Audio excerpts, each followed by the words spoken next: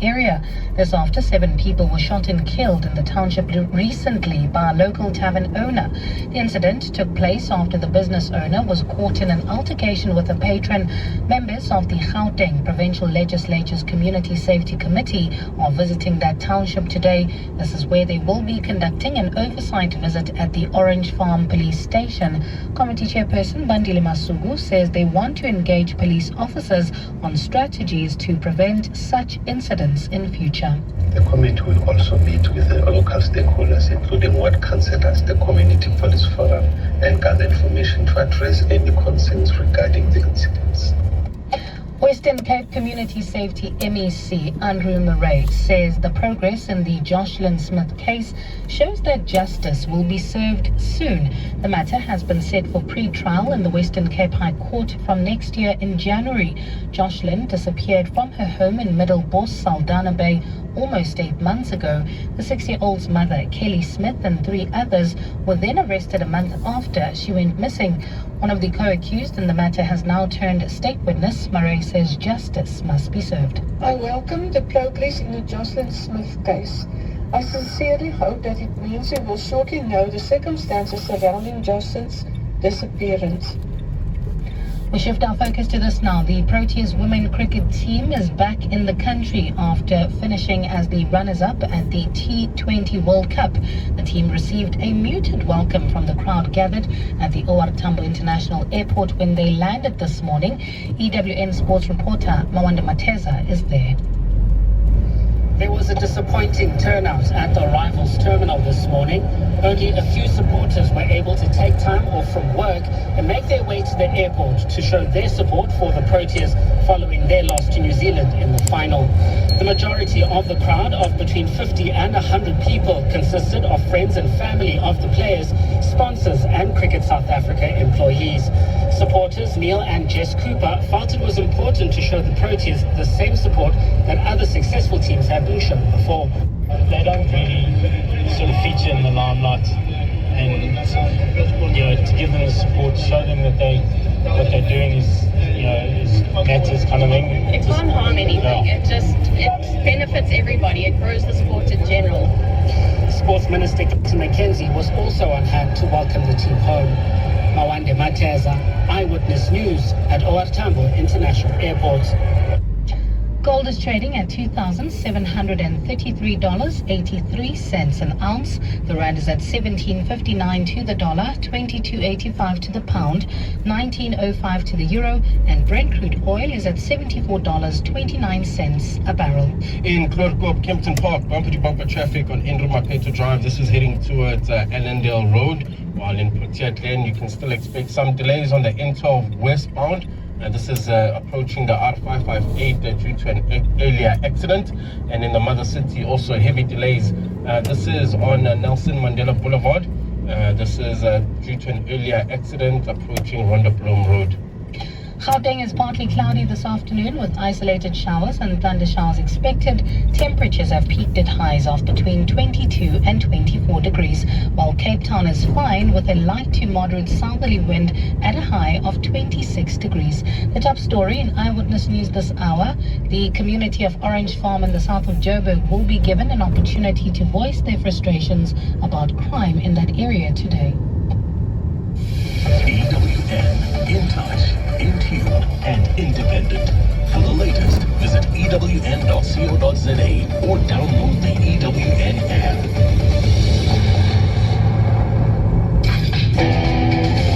You're with Mandy Wiener on 702. Let's walk the talk. Streaming on the Prime Media Plus app. DSTV channel 856, 92.7 and 106 FM. The Midday Report is brought to you by Nedbank Commercial Banking, the partner that thinks bigger about guiding your business growth. Visit nedbank.co.za for more. On the show today, floods hit the Eastern Cape. We'll look at the impact of climate change. The president is in Russia for a BRICS summit and will meet President Vladimir Putin today. Former Mayor Kabelo Gumanda meets with the current mayor of Joburg to discuss his criminal charges. And the Proteas women arrive home after reaching the T20 World Cup. All of that over the next hour. 702. Let's walk the talk. Good afternoon. Welcome to the Midday Report on 702 and Cape Talk with me, Mandy Weiner, coming to you from our Cape Town studios today. Great to be here.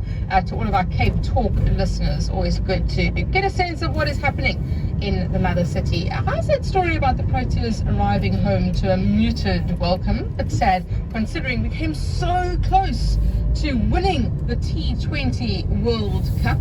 Gayton McKenzie, the sports minister, was there. I'll play some audio of what he's been saying. But essentially he's saying, well, our women should be getting the same kind of resources and funding and salaries as the men get in this country. I feel like this is a conversation that is long overdue. We've had it so many times around Banyana versus Bafana.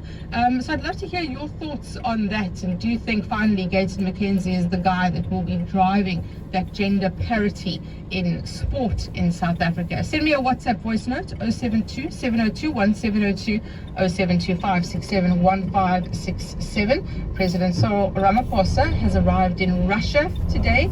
He is leading South Africa's participation in the BRICS summit.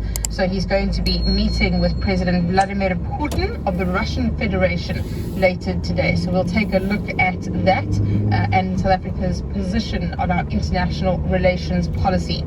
But let's start first in the Eastern Cape, where there is flooding, evacuations underway. Parts of Gqeberha and Kariga have experienced severe flooding. There's been a heavy rain. Around 200 people have been relocated as well. Lots of concerns around the Case River Bridge collapsing, multiple roads being closed as well, multiple power outages. If you are listening to us from the Eastern Cape, particularly from Gqeberha, please send us a WhatsApp voice note. Let us know what your experience has been. I've seen on social media photographs of people's lounges knee deep in water, their leather lounge sets going for a swim, which of course has huge impact on people. Gift of the Givers has been busy making sure that they can help. The operations manager for the Gift of the Givers Foundation, Ali Sable, joining us now. Ali, good afternoon to you. Thank you for your time. What has your team been witnessing on the ground in the Eastern Cape? Thank you for having me. The calls started pouring in from 3 a.m. this morning when residents and community leaders reached out to us, and then just after that was area calling, pleading for our assistance. As we know, you said close to 200 people has been evacuated. That number increased now close to 500. We are thankful to the churches and the school halls who made the halls available for evacuations. Unfortunately, for the people of Kwanabushle and Missionvale, evacuation cannot take place as the roads are cut off. People are drenched in water as I'm speaking to you.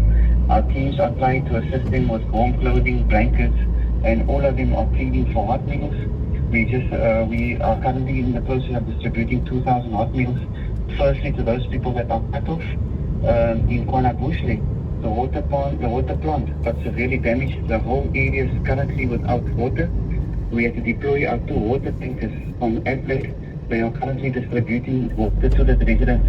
And majority of the informal settlements, New Brighton, KwaZulu, Motherwell, the warmer locations, they are currently without electricity as well. So you can just imagine the situation on the ground, especially for those in the informal settlement who are still waiting for help to reach them. Ali, were there sufficient preparations in place? I did hear Intia Suleiman saying that this is reminiscent of what we saw earlier this year when it came to flooding there, but were there sufficient measures in place to prepare for this time around? The disaster management teams have been warning residents since the weekend when the weather warnings were, when the South African Weather Services gave the weather warning patterns alert to all the municipalities. Disaster management teams have been active on the ground, encouraging residents at the slightest form of floods to evacuate. And we've seen in the early hours the residents taking a call, calling out to officials to evacuate them. We saw a more active approach from, as I said, from churches and community halls, making it available immediately, those halls available for people to come and to be evacuated to. And in terms of the municipality, we saw that the disaster management teams and the South African Police Services teams were on the ground using every measure possible to evacuate those residents. But currently, our main concern is to those residents still completely cut off, and especially for the residents of Lapland, where the dam is currently overflowing, and if that dam will burst, will be a greater tragedy. And what kind of cooperation are we seeing on the ground between civil society and also government? There's been great cooperation so far. The municipal manager has been in contact with us since the early hours of this morning. The Premier is currently on site. There's many other officials from human settlements, the provincial disaster risk management teams. They are currently all on site with our teams. If we are needing any assistance in terms of extra vehicles to reach out to the other areas, making roads accessible to us. For some roads have been closed off to motorists as they are concerned that the riverbank might burst, but they are allowing our vehicles through so we can render that urgent humanitarian aid, especially to the elderly and chronic patients that require meals to take the medication. Ali, thank you so much. Ali Sablé from Gift of the Givers speaking to us there about the work that is being done in Karabeja, other areas around there as well. Very concerning what we are seeing in terms of the flooding. I initially said 200 people had been displaced. He said 500 now is the number that we are seeing. And that's the water just pouring into people's homes, affecting power, bridges, roads as well. So we have seen a number of such incidents occurring of late. How much does climate change have to do with all of this? Climate change making life harder for South Africans. Thank you very much. We are feeling the impact of global warming. Every time I speak about this on the radio, I do get people shouting at me, obviously, saying that it's not a thing. But we are seeing heat being more frequent, more intense. What is the reality for South Africans in terms of how it impacts our lives? So that's a very important question. First of all, climate change is scientifically shown to exist, and this is manifest mainly through the fact that the Earth is warming up. Temperatures are increasing every year upon year. Almost every single place on the planet is experiencing this, and this is having an impact on the weather conditions in two real ways. One is that we're having more extreme events. Whether this extreme event is very high rainfall, whether this extreme event is very high temperature, or even in some cases very low temperature. There are reasons that we can explain why these variations exist, and they are becoming more and more frequent. And the second thing is the intensity. The intensity of the high rainfall events, the intensity of the heating are increasing. So we're finding, for example, places that normally get weather 100 millimeters in a month might get 200 millimeters a month, but they get 100 millimeters in one episode. So having a more active atmosphere does lead to these extreme events happening. And the impact on people really depends on how vulnerable they are. So, for example, there's study in Karabeja, but if I live in East London, I'm not impacted by it. So one would say, well, it really doesn't affect me. And the question one has to ask is, how vulnerable am I to a specific risk? And if I am vulnerable, then I need to either reduce my exposure or I need to adapt to that kind of risk. So extreme rainfall is an issue for me, then I need to deal with it, and I need to find ways of dealing with floods and putting in flood mitigation strategies to reduce that exposure. Increased temperatures is something, for example, in agriculture.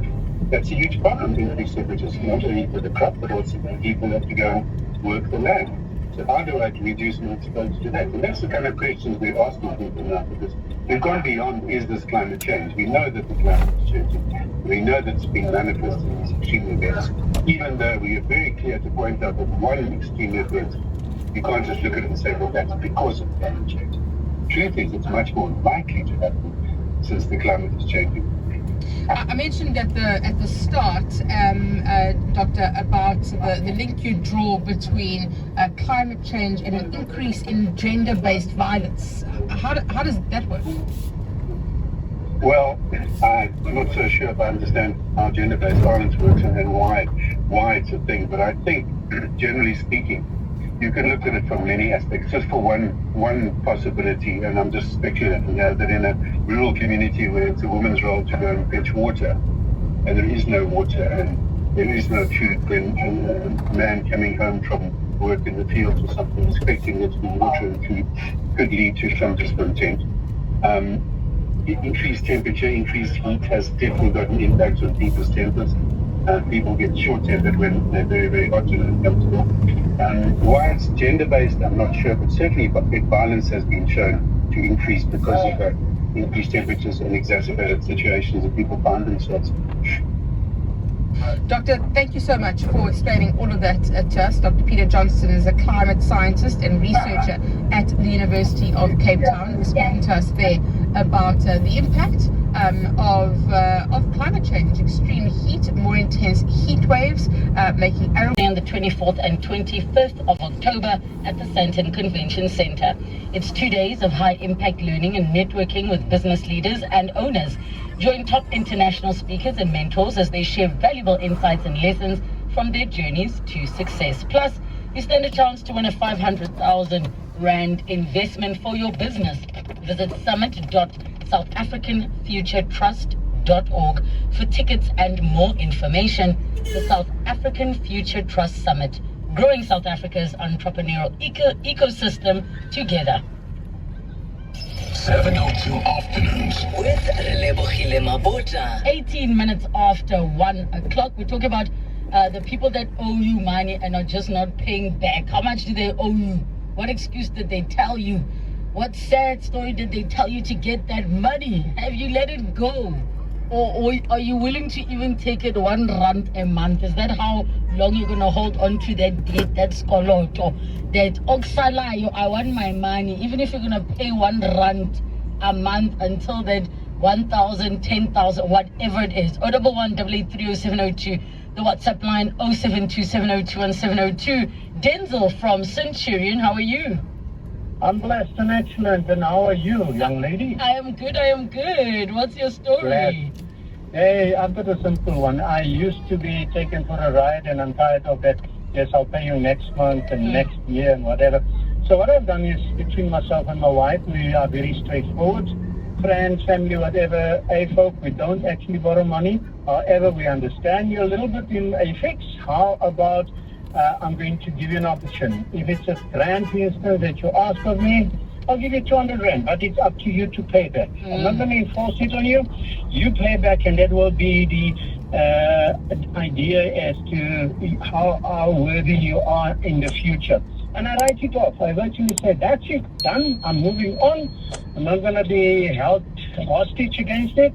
And it works for us wonderfully. And next time, when you are a little bit in snape again, we will consider helping you again.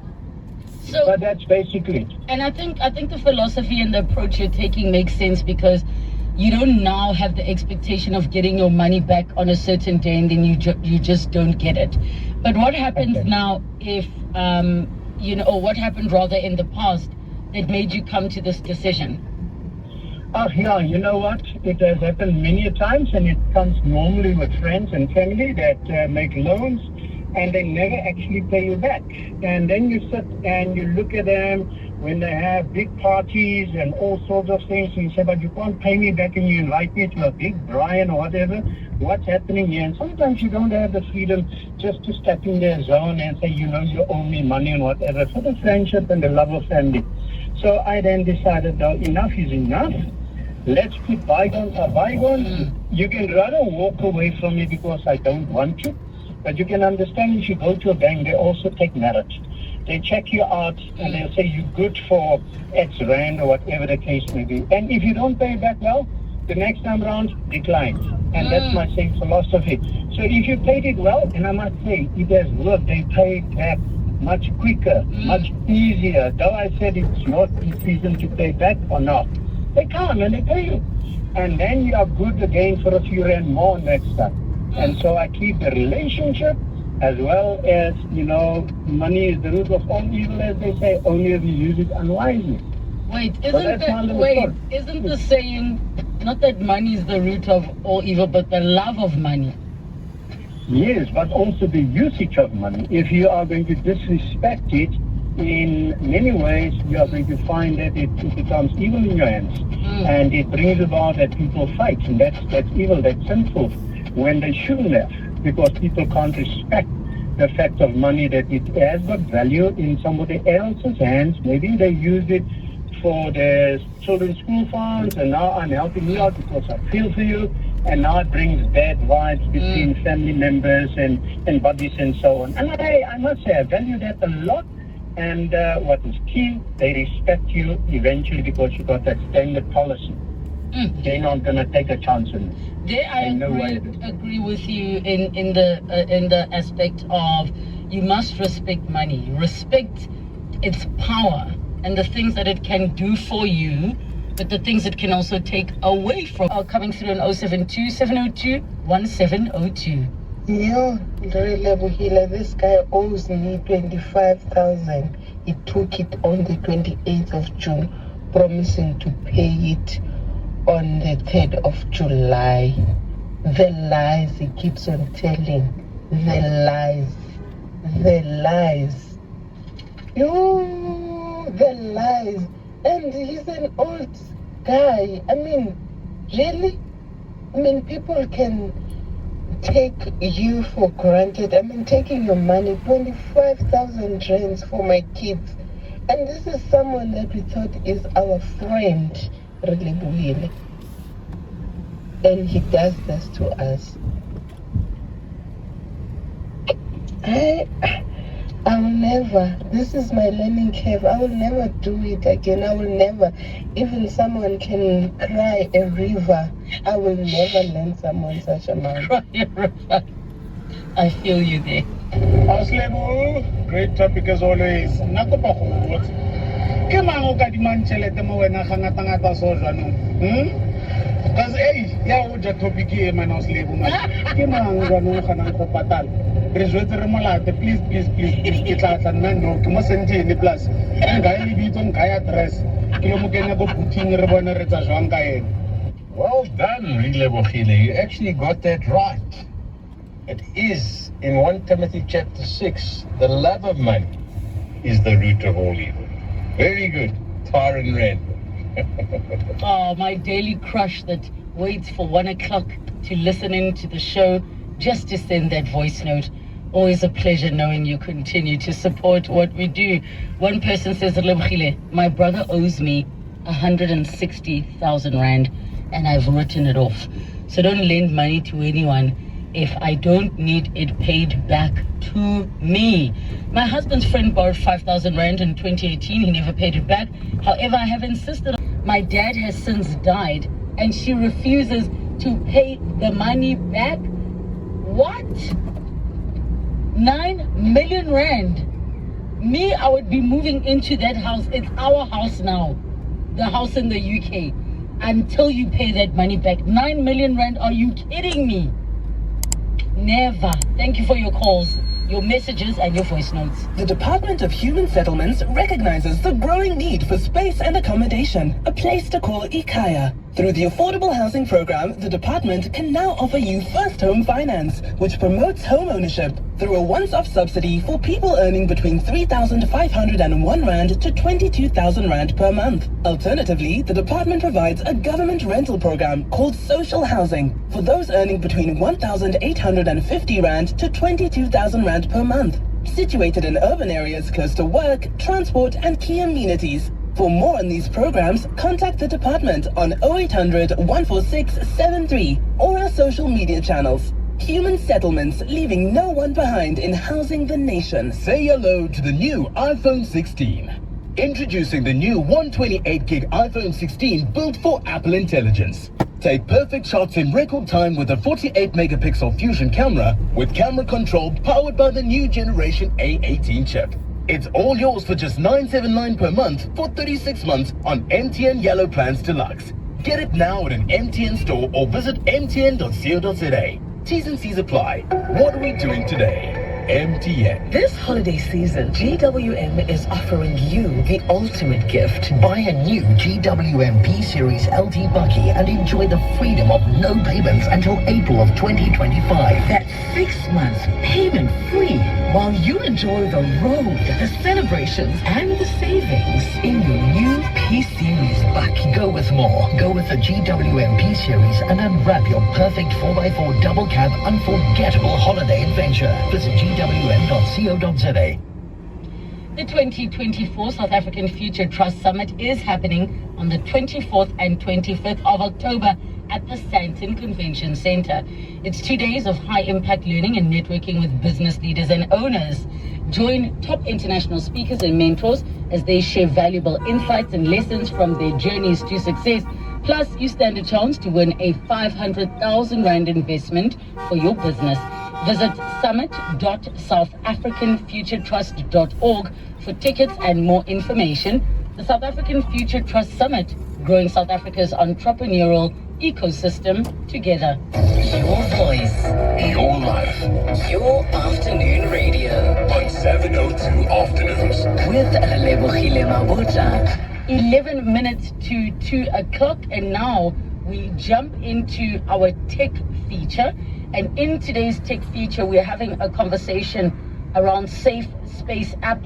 We're joined by the founder and CEO of Tech Metropolis, Nyasha Senamane. Welcome to the show. How are you doing? Well, thanks. And how are you? I am good. And I love anything that is going to be obviously supporting these types of conversations with times changing, things like crime and health emergencies. Give some background information on yourself and how you got into the space. Hi, so my name is Nyasha Senamane. By the way, it's nice to know that you're a real person. I grew up on 702. Now being on 702 is just mind-blowing. Oh man, I'm so happy for you. I'm Nyasha Senamane, 27 years of age, and pretty much I've always wanted to get into the tech space. And how did I get into the tech space? So I'm the youngest of 3 kids, and right in the middle I have a sister who's it's a really eye-opening experience. And that must have been just absolutely so fun in terms of being a producer, and I'll ask you about that a little bit later. But for just the breaking of that fourth wall between what is shot and just the reality part and what we see in real life. I mean, I've watched Listing Cape Town, I've watched Listing Jozi. Talk to us about how much of it is real, because we know from a production point of view, you still have to put together an interesting show, and it doesn't mean all the clients or potential clients are going to be interesting on camera, and you do need those interesting characters beyond just nice looking houses.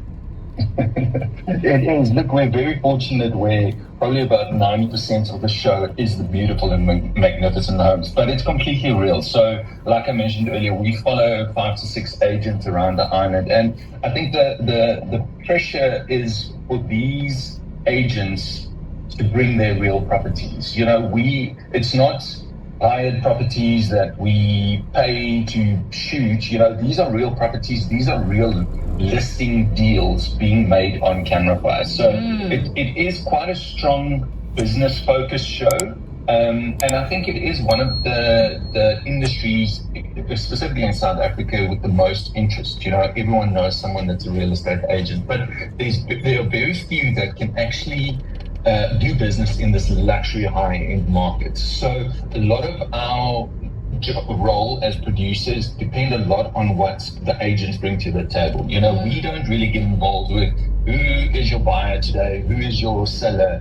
Those are real relationships that these agents have. And when the show is done, these agents still need to do their day-to-day job. It's not a thing where we're paying agents to be on the show, and then after the show they've got a terrible reputation because of all the drama that happened on the show. These are actual real agents that make real sales and hustle for real, especially if you're on an island. There's so very few properties available, but I think the culture in Mauritius is a lot more of a sharing culture. So you've got agents that you don't necessarily have sole mandates on the island, so a lot of different agents list the same property. So it's all about those relationships, and I think that's something we try to explore in the show as well. I think that sounds so awesome, and it's so fortunate for you as a team that it's so organic. And then when we come back, I'll find out how you actually pick your agents and what the production experience is like. It's 16 minutes after 2 o'clock. This week on Polytricking with Sidi Madia. You spoke about some in the alliance were resistant to the GNU. Solima Paila uses every opportunity to reiterate a view that they do not support the idea of a GNU that has a DA in it. This is not a DA GNU. So to just have a phobia of DA because it's DA to me, it feels very cowardice. Comrade Blade, who is the chairperson of the party, they supported the GNU. But how them fully conducts himself, to me it's neither here nor there. But I get worried when he conducts those. Accommodation, meals, drinks and entertainment, all from just 1,605 Rand per person, sharing per night for a limited time only. Book now at dreamresorts.co.za. That's dreamresorts.co.za. Get ready for an adrenaline-fueled adventure at the Audi Driving Experience, happening at the world-class Kyalami Grand Prix Circuit.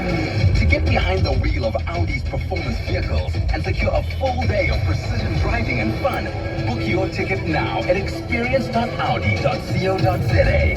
This is an event not to be missed. Experience progress for yourself at the Audi Driving Experience. The Dis-Chem Foundation is dedicated to caring for the community and making a difference. One of the many ways they do this is by shining the spotlight on important matters every month on 702 Drive. This Thursday, we're chatting to the Dis-Chem Foundation about hydroponic gardens and the benefits thereof. We'll also hear about the foundation's first hydroponic garden and how they plan to use such gardens to empower communities.